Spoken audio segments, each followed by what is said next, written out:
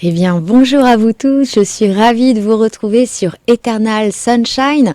Ah, vous savez, cette émission qu'on a inventée avec Cité Radio pour bien redonner un peu de l'optimisme, de l'inspiration sur ce fond de décor un peu sombre qu'on entend souvent par les médias. Là, l'idée, c'est pas de fermer les yeux sur ce qui ne va pas ou ce qu'il faudrait remodeler, mais au contraire, c'est mettre un petit peu d'élargissement en fait dans notre perception et qu'il y a des possibles, il y a des solutions et l'idée donc bien de rassembler à chaque fois des personnes. Et là, on a en fait une édition spéciale aujourd'hui autour des candidats des municipales de Tours, car vous savez, attention, les dimanches 15 et 22 mars prochains, vous serez dans l'Isoloir pour élire votre future maire. Donc ce n'est pas rien. Donc là, l'idée, c'est bien de vous faire découvrir chaque candidat avec l'idée d'entendre aussi les Tourangeaux qui vont se projeter en tant que maire, peut-être nous apporter des idées et puis entendre aussi les idées, les programmes de chaque candidat. Alors je remercie Gilles Godefroy. Merci à vous d'être présent et d'avoir répondu à notre invitation. Donc alors vous savez, je ne sais pas si vous avez vu ce film Alice et le maire avec Fabrice Lucchini. Non, vous l'avez pas vu. Alors, je vous invite à le voir parce que c'est assez intéressant dans le sens, c'est le lien entre la politique, la philosophie. Mais à un moment donné, Fabrice Lucchini, lui, voit cette étudiante en philosophie, puis lui demande, mais vous me connaissez? Et là, cette étudiante lui dit, oui, vous êtes un homme politique de tel parti. Et là, on voit cet homme un peu dépité parce que, en effet, derrière un parti, il y a aussi des valeurs. Il y a un homme qui est là, présent et qui veut défendre aussi ses convictions. Donc, on va démarrer avec vous sur une rubrique qu'on appelait « Mettez qui vous ?» où c'est derrière ça, se dire « Allons dans la proximité de ce que vous êtes, vous, au fond de vous. » Vous avez amené quelque chose, je crois, un objet. Alors Oui, c'est une photo... C'est en fait une petite faïence que ma fille avait fait quand elle avait entre 3 et 4 ans. On va la regarder alors on va la regarder, ensemble. Prenez-la. Voilà, et c'est un truc de gamin, on voit des couleurs, une fenêtre sur du bleu, moi j'aime beaucoup. Et si vous voulez, depuis que j'ai cette chose-là, à chaque fois que je déménage, je mets ça dans ma salle de bain. Ah, c'est chouette. Et tous les matins ou les soirs, ça dépend. Je regarde ça et ça me fait penser à elle, puis j'aime bien. Mais... en fait, je pense à elle, petite fille, faut être honnête. Parce que maintenant, elle a plus de 40 ans, c'est pas la même chose. Mais donc, en effet, la famille, c'est important pour vous, vos enfants, forcément. Oui, si vous voulez, parce que d'abord, je les vois pas souvent. Ma fille est à Tokyo maintenant. D'accord. Elle y est née. Moi, j'ai habité 20 ans à Tokyo aussi, donc... Sacrée aventure, ça. Oui, entre autres, oui. Et une culture... Donc, oui, il y a ça aussi, oui. Et donc on se voit à peu près une fois par an quand elle vient ici. Moi j'y vais de temps en temps au Japon. Vous savez, j'ai mené un peu mon enquête. Vous allez me dire si je me trompe. Alors, vous m'avez parlé qu'en coulisses, c'est demain que vous allez avoir votre anniversaire, donc 67 ans. Donc, non, erreur. J'ai 67 ans jusqu'à demain. Jusqu'à demain, d'accord. Bon, alors je peux pas vous souhaiter. J'ai 67 ans, à partir de demain, j'aurai 68, voilà. Très bien. Alors vous êtes conseiller municipal d'opposition à la ville de Tours. Conseiller régional depuis 2015. Ah non, je me trompe. 2010. 2010, pardon. Vous êtes épaulé par l'avocat Stanislas Delaruffi. C'est cela, oui. Et vous vous présentez donc avec une liste que vous avez baptisée Alliance et Rassemblement pour Tours. Alliance, parce qu'on n'a pas mis que Rassemblement, qui aura une connotation trop Rassemblement National. Oui. Que si je suis épaulé par Stanislas Delaruffi, je suis opposé par Madame aussi, qui elle vient de DLF. D'accord. Donc on a ouvert, ce n'est pas une liste RN, si vous voulez. C'est une liste qui est ouverte à tous ceux qui veulent venir. Donc on a des... D'où l'alliance, en fait, c'est ça? D'où alliance. C'est pas une... Et pouvait se mettre dessus qui voulait. Et notamment, si on a un certain nombre de DLF, de gens qui viennent de DLF, parce que il y a eu une polémique là-dessus, on va dire qu'ils sont venus librement. Et puis on a surtout beaucoup de non-inscrits. D'accord. Vous Parce qu'en pouvez effet, vérifier ça sur tous les sites de la préfecture. j'ai vu qu'en effet, il y avait à la fois des retraités, des actifs issus donc du privé, du public, des lycéens, des Ouais. anciens militants communistes et de l'UMPS.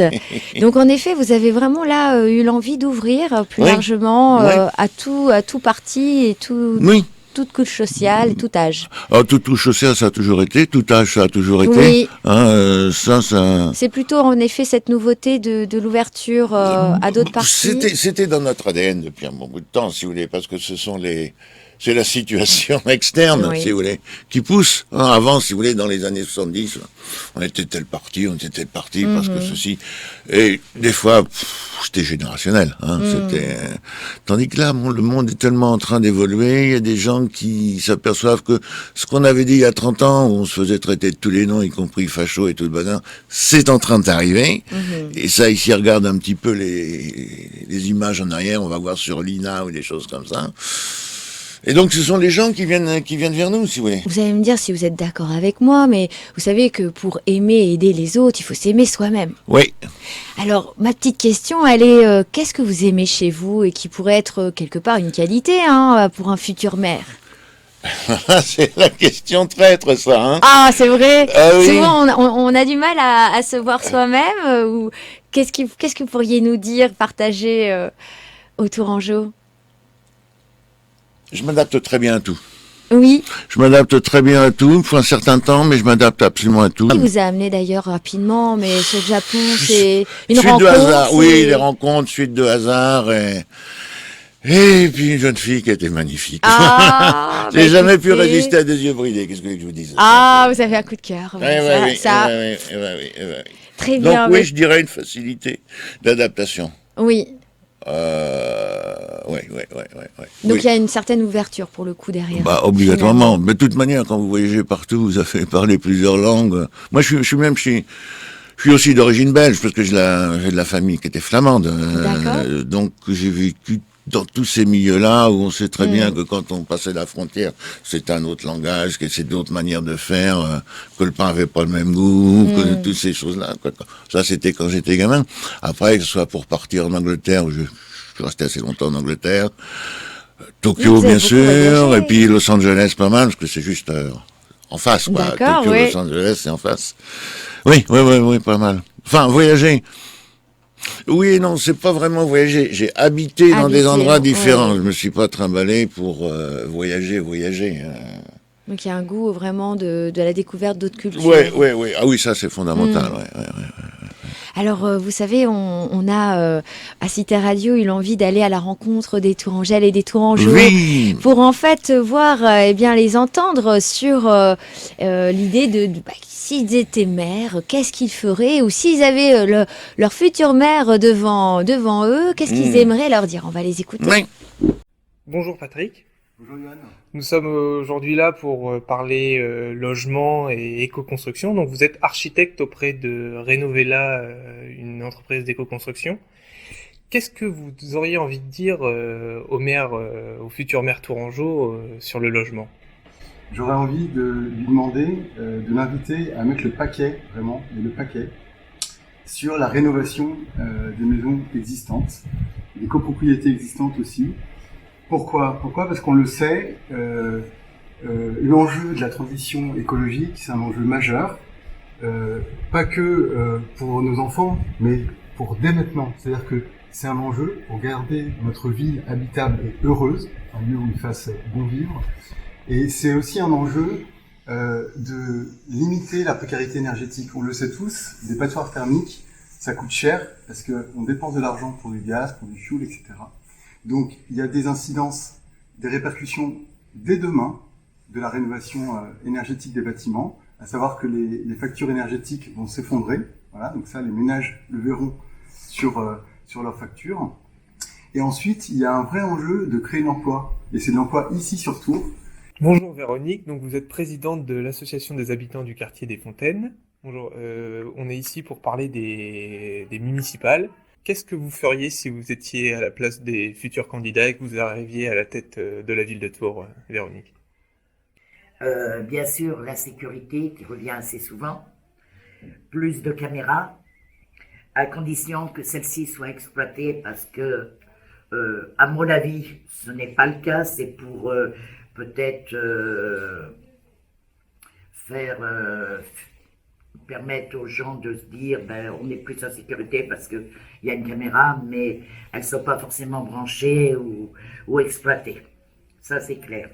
Bonjour Simon. Bonjour. Donc tu es étudiant et président de l'association autour du journalisme de l'EPJT, donc l'école publique de journalisme de Tours. C'est ça. Est-ce que on est là pour parler des municipales. Toi, qu'est-ce que tu voudrais dire au maire si tu l'avais en face de toi? Déjà, le premier point que j'aborderai, c'est fil bleu, parce que ça dépend de la métropole et de la municipalité. L'un des défauts qu'on a avec fil bleu, c'est qu'aujourd'hui, il propose un tarif étudiant qui est déjà un peu élevé à mon avis, et surtout qui ne dépend pas du statut, mais ça plutôt de l'âge, puisque si on est étudiant et qu'on a plus de 27-25 ans, on ne peut pas avoir le tarif. Ensuite, ce que je ferai, c'est augmenter aussi la fréquence des bus vers l'extérieur de la métropole, parce qu'ils sont très limités.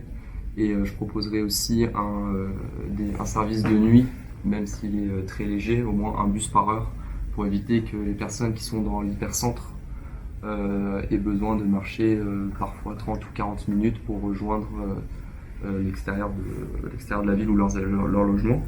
Bonjour, nous sommes aujourd'hui chez Valérie Noula, coprésidente des Vitrines de Tours. Bonjour Valérie. Bonjour. Donc nous vous faisons intervenir en rapport avec une émission sur les municipales. Valérie, qu'est-ce que tu ferais si tu étais maire à la place de Monsieur Boucher actuellement?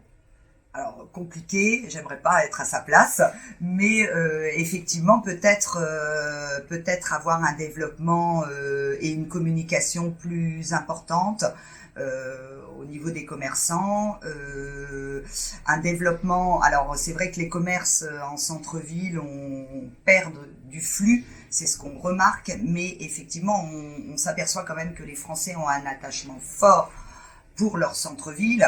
Donc effectivement, avoir un équilibre entre les zones périphériques commerciales qui s'installent à l'extérieur des centres-villes, avoir un équilibre pour ne pas perdre ce flux de consommateurs dans les centres-villes. Mettre en place effectivement une proposition, un équilibre entre les piétons, l'automobile et les transports en commun. Est-ce que spontanément, sur quel sujet vous aimeriez rebondir? Tous. Ouais. Tous, parce qu'ils correspondent à peu près à ce que je pense, au point de vue de, très rapidement, l'isolation, c'est indispensable, Oui. tout le monde le sait. Et bon, il y a là, alors, le problème, c'est le millefeuille, si vous voulez. C'est qui paye quoi, pour qui, quand, etc. Hein. Bon, il y a la ville, il y a la métropole, et surtout, là où j'ai l'honneur de travailler aussi, c'est à la région. La région investit énormément d'argent. Je pense qu'il faut pousser ça, et je pense surtout qu'il faut, actuellement, et c'est un problème, malheureusement, de la région, et pas de la ville, mais on va déborder un peu, c'est la formation. Il faut former les ouvriers, les ingénieurs, les techniciens pour le faire, parce qu'ils sont pas obligatoirement formés. C'est peut-être cet architecte-là est particulièrement formé, mais pas tous, si vous voulez. Et il y a de nombreux corps de métier à qui l'on donne, si vous voulez, un papier pour assurer, si vous voulez, celui qui va investir dans sa maison. C'est pas toujours. Il y a eu des problèmes, on le sait. Il y a eu des escroqueries. Et puis, on n'est pas trop sûr que les gens soient toujours au courant des dernières techniques, etc. Mais je suis tout à fait d'accord avec ce monsieur.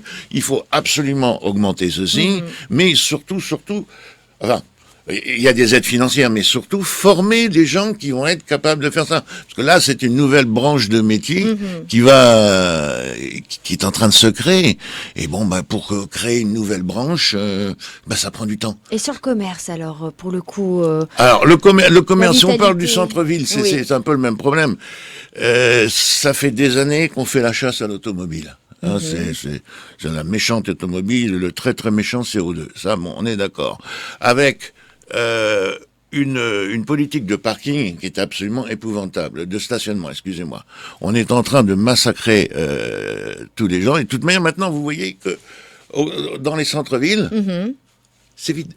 C'est de plus en plus, et ça devient comme une ville américaine. Et c'est la tendance que les gens... Et quelle action, alors vous, votre collectif alors directement, abaisser le prix du stationnement, réouvrir de parking, de manière à ce que les gens puissent venir au centre-ville, faire des courses. Quand vous voyez quelqu'un qui habite en banlieue, ou même plus loin, il va prendre sa voiture, il va aller à Tours, il va aller jusqu'au centre-ville. Non.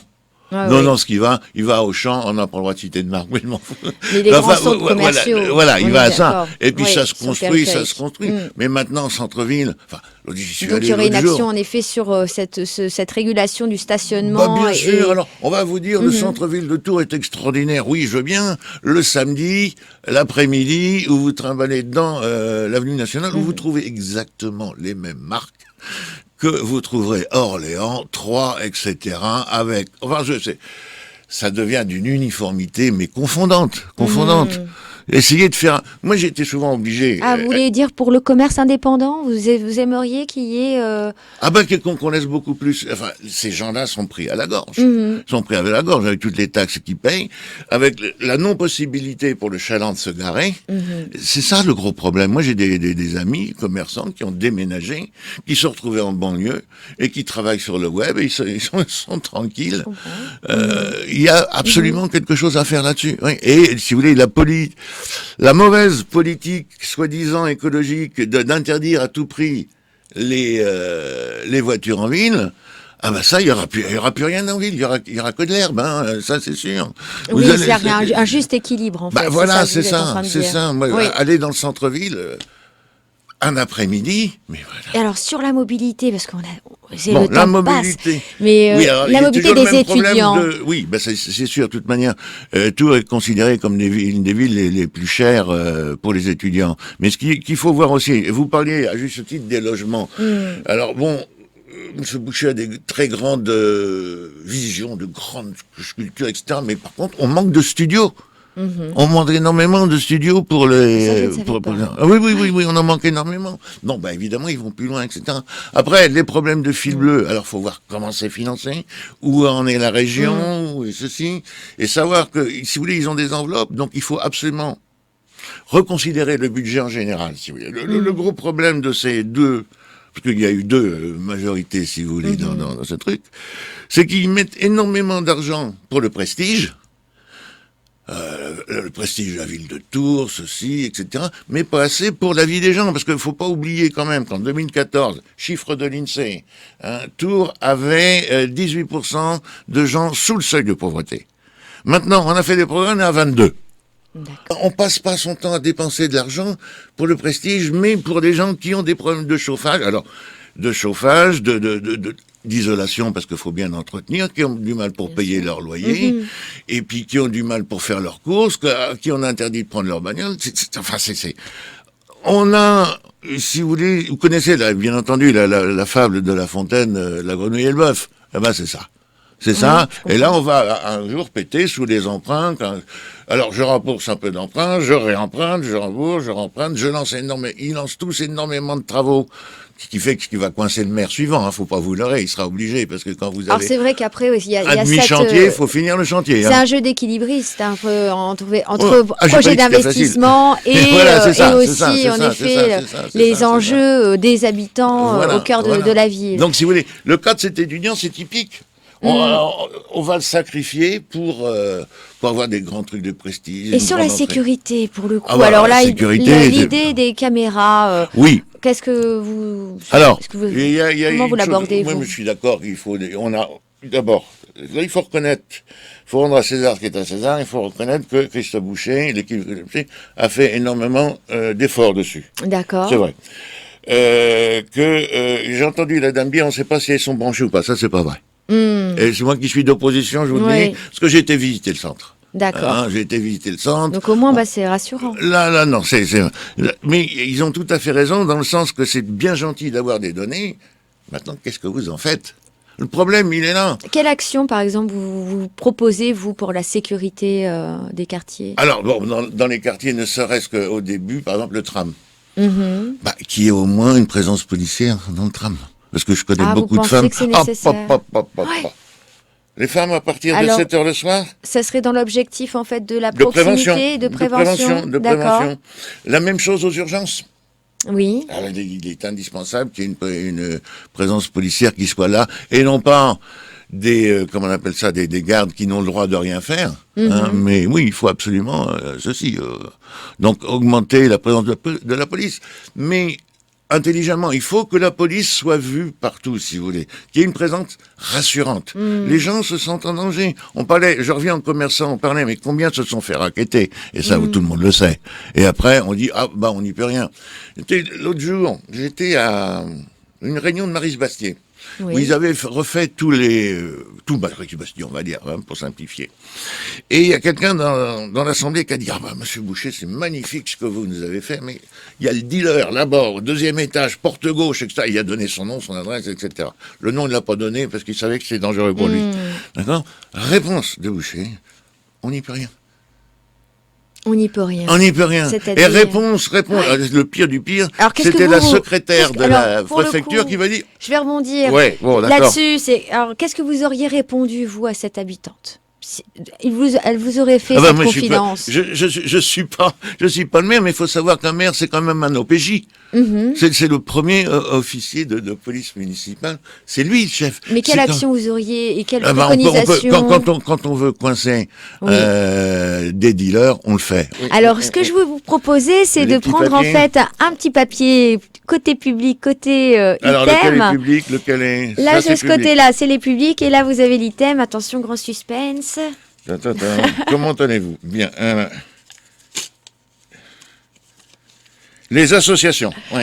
Alors, est-ce que vous les avez rencontrées, entendues? Quelle action concrète vous pourriez nous dire les associations, pour les associations locales? C'est quand même absolument indispensable dans le tissu de la ville. Bon, là, il y a eu des progrès qui ont été faits sur la maison des associations, etc. Et d'unifier. Maintenant, si vous voulez, la mairie donne beaucoup de subventions, différentes associations, que ça soit... Il y a une telle diversité. Il y a tout et son contraire là-dedans. Hein, donc, de la défense des pingouins, enfin, je sais pas si ça existe. Alors, pas ici, je pense pas. Non, je pense pas. Mais voilà. Mais en tout cas, vous avez en effet toutes les dimensions sociales, sociétales, environnementales. Je pense que c'est indispensable parce que c'est ça un peu qui va créer le tissu urbain. Bien sûr. Donc là, vous, en effet, c'est l'idée d'être... vous avez une action particulière, vous voulez... Non, pas particulièrement, je vais être très franc avec vous. Mais en tout cas, vous avez une sensibilité. Bon, voir, il y a quand même un certain contrôle des associations bidons, des associations qui ne vivent que par subvention. Alors, en effet, c'est vrai que c'est là, il y a un problème, si vous voulez, quand vous voyez certaines associations... C'est devenu un problème, parce que vous savez, l'État s'est un peu quand même désengagé. Je suis d'accord. Ce qui fait que les collectivités n'ont pas forcément les moyens. Alors là, vous avez un sujet qui, moi, me passionne. Mais en effet, je pense que c'est vrai qu'il y a là peut-être... Il y a ça. On est en effet dans une évolution sur différents sujets, les associations aujourd'hui... Moi, je vois que ce soit à la région ou à la ville, mais j'insiste toujours quand il y a, par exemple, une manifestation, etc.